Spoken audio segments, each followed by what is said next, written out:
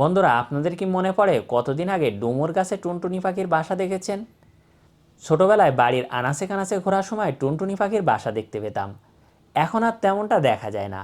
আজকে বন বাদারে ঘোরার সময় হঠাৎ করেই টুনটুনি পাখির বাসা দেখেছি, আর এজন্য ভাবলাম আপনাদের সাথে শেয়ার করি। ছোট্ট ডুমুর গাছে টুনটুনি পাখির বাসা এখন খুব একটা দেখা যায় না, কারণ এখন আর বাড়ির আনাচে কানাচে তেমনটা ডুমুর গাছ দেখা যায় না। আজকে বনে বাদারে ঘোরার সময় হঠাৎ করেই টুনটুনি পাখির বাসা সামনে পড়ে যায়। এখানে টুনটুনি পাখিটা বাসা তৈরি করার চেষ্টা করছে, আর আমি দূর থেকে এই পাখিটার একটু ভিডিও নেওয়ার চেষ্টা করেছি। এই যে দেখছেন ডুমুর গাছটা, এখানে এসে বাসা করেছে।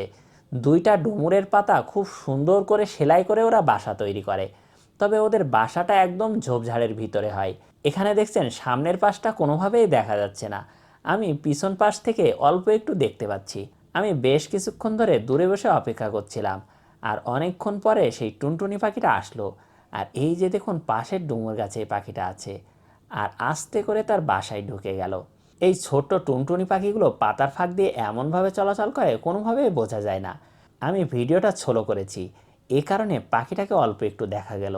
ওরা খুব দ্রুত বাসার ভিতরে ঢুকে যায়, আর এখন বাসাটা সুন্দর করে তৈরি করছে।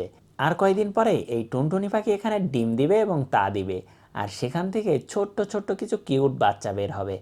আর এই যে দেখুন টুনটুনি পাখিরা বাসার কিছুটা কাজ শেষ করে আবারও যাচ্ছে নেস্টিং ম্যাটেরিয়ালস আনতে।